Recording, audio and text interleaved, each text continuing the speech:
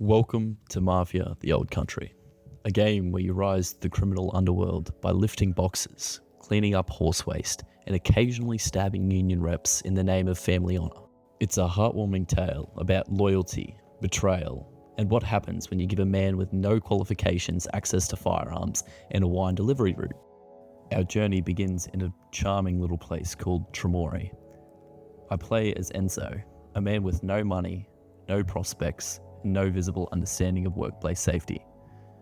I'm joined by my friend who's cheerful, optimistic, and based on how these games usually go, statistically doomed. We explore the tunnels together, chatting about life, death, and probably black lung. Eventually, we stumble across the rest of the workforce and our supervisor, Sergeant Scarface. You'll see why he's called Sergeant Scarface in a second. Scarface is the kind of man who gets promoted, not because he's competent, but because no one wanted to make eye contact with him during staff meetings. He's harassing a worker for not carrying enough baskets, which is fair, because if there's one thing I've learned, it's that bullying is a key part of workplace productivity. We then proceed to work overtime with zero extra pay, which actually is probably the most criminal thing that we do in this video. I know what you're thinking. How is he carrying that bucket like that? And to be honest, I don't even know myself. There is no need to arrest this guy for mafia crimes. Just the way he carries that basket is criminal enough. As it turns out, they have no food left. We decide to take matters into our own hands.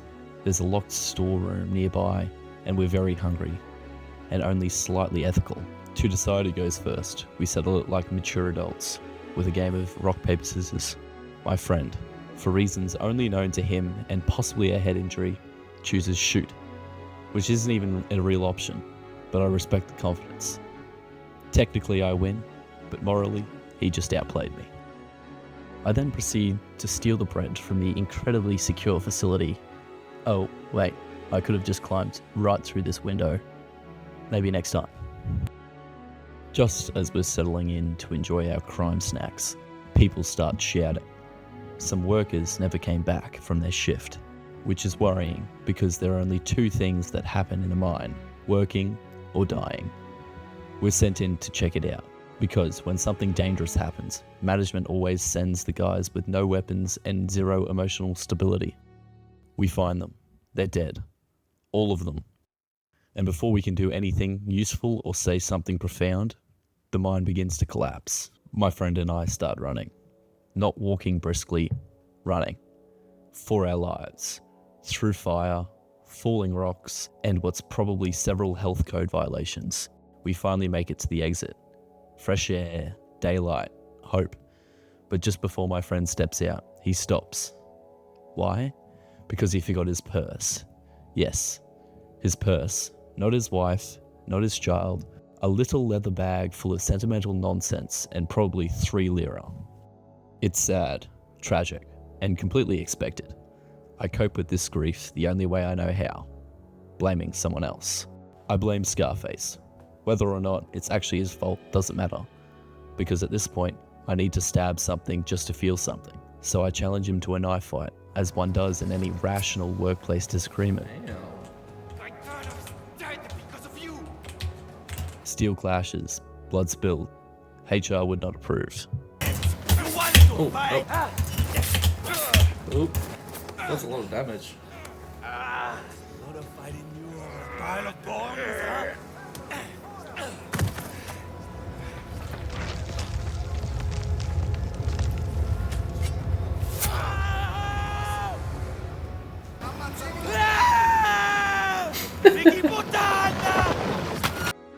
I don't run gracefully. I trip and slide down the hill.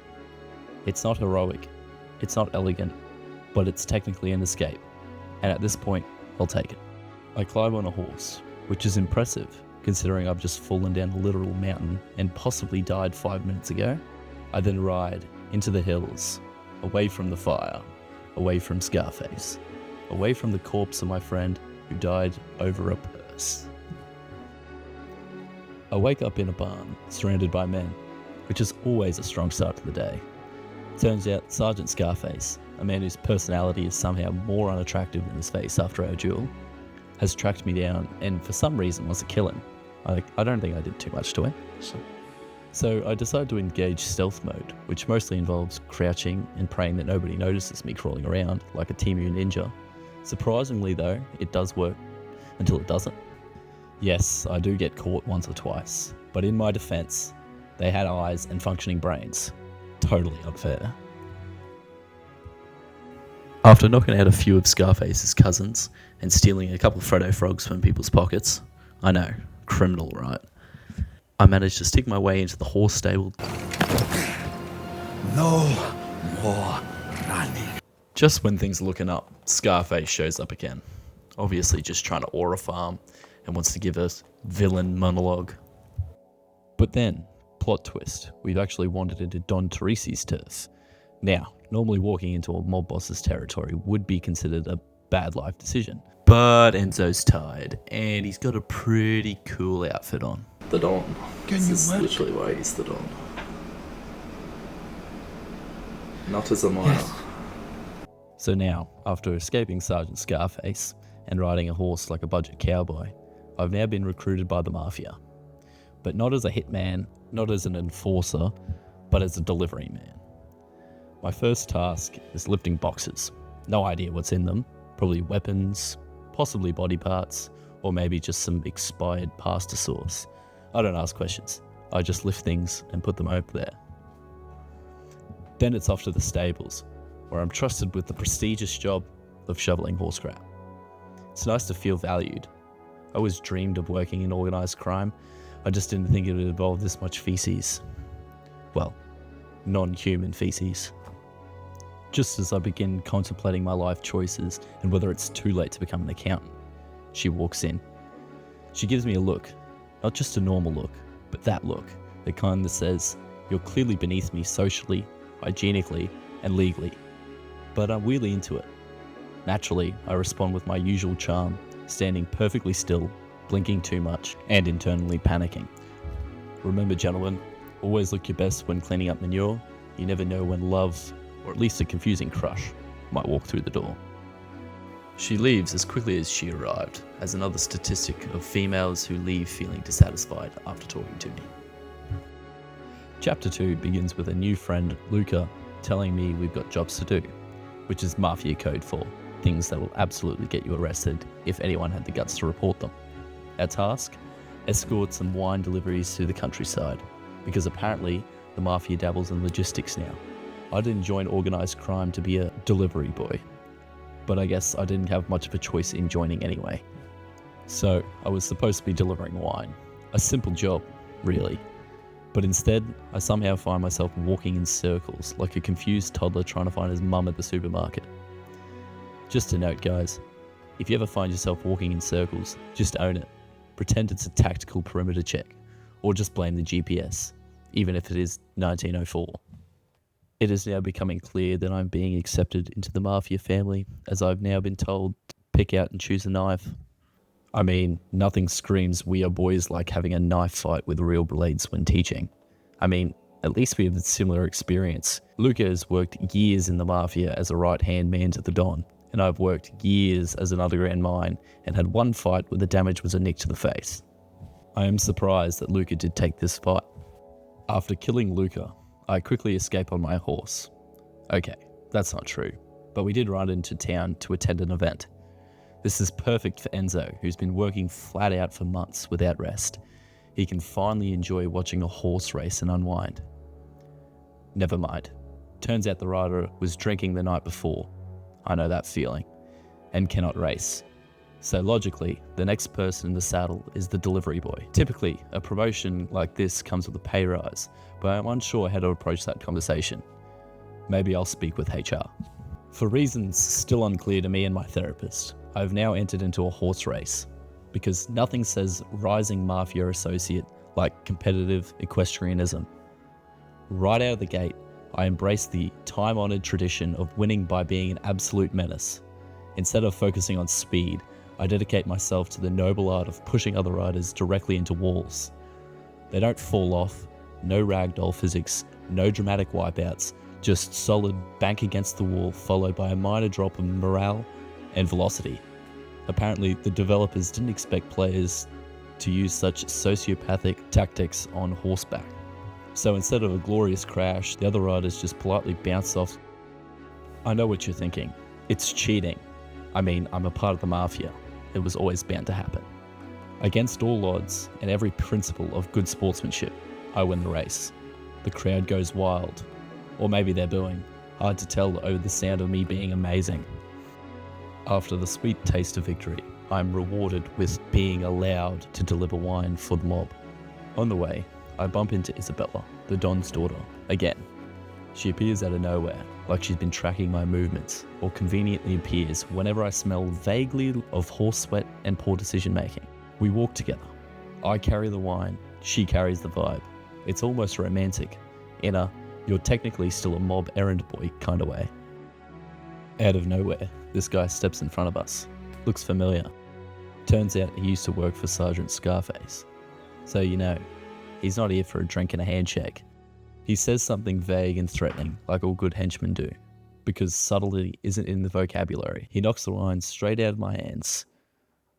And just like that, the man declares war on me, the Don's daughter, and the entire crate of vintage red. So now I'm in the middle of town, locked in a knife fight with a Scarface reject, trying not to get stabbed in front of the woman who once watched me shovel horse crap. We go back and forth. Him with rage, me with blind panic. No one really wins. It's less of a duel and more of an aggressive dance between two emotionally damaged men. Luca shows up. He watches the whole thing. Me bleeding, Isabella clearly confused, and the wine tragically soaking into the pavement. But instead of ratting me out to her father, the literal Mafia Don, Luca says nothing. Just gives me a nod that says, I saw what happened. I saw you protect her. You're still an idiot, but a brave one. So, I didn't deliver the wine, I didn't win the duel, but I did earn a small, quiet moment of respect from a man who could easily have me killed before the night is dark. That's what I call character growth. Chapter 3. I receive a letter from Isabella saying how manly I look taking down that big burly man, and that I should see her in the garden, which is weird because I'm as charming as a sack of wet potatoes.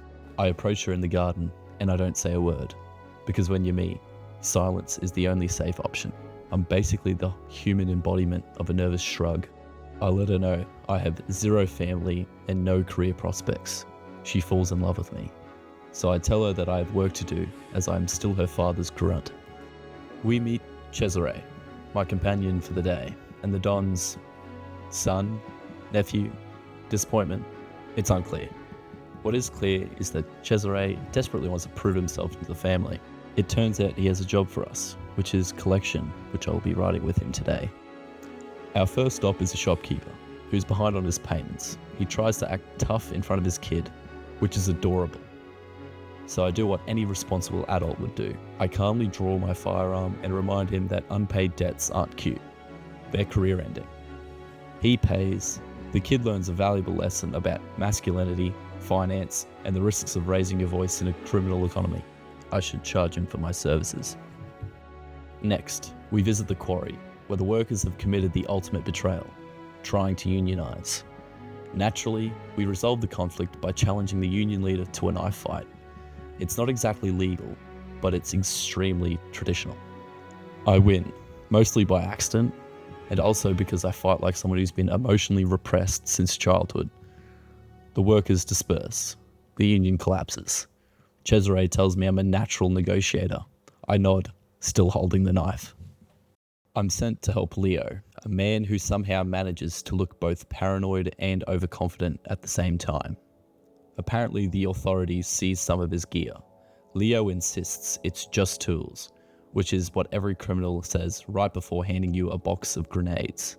So now I'm sneaking through a government-controlled shipping yard alone, unarmed and dressed like a guy who's either here to fix a boat or blow one up. The job goes surprisingly well.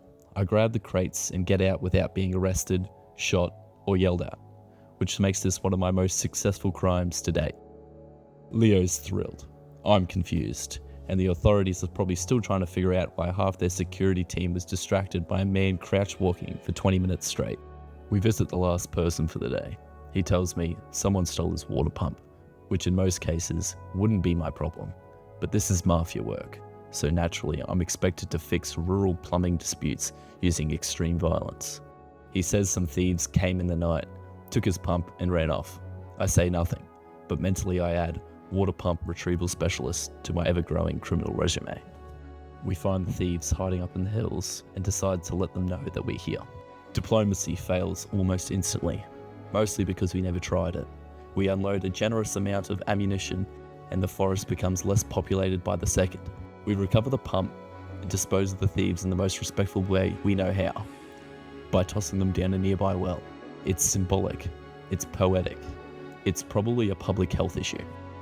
So to recap, I threatened a dab, stabbed a union leader, stole from customs, and turned a well into a graveyard. Cesare still hasn't earned the Don's respect, but hey, he didn't die, and in Mafia terms, that's basically a promotion. He's trying. That's more than most people in this life, and he might not be the sharpest knife in the drawer, but at least he carries one. I would just like to preface this was all filmed on live stream, so unfortunately this whole video will have a face cam in the top right corner. So in future I will be recording both separately. However, if you do like the content, please be sure to like and subscribe, and also follow all my socials.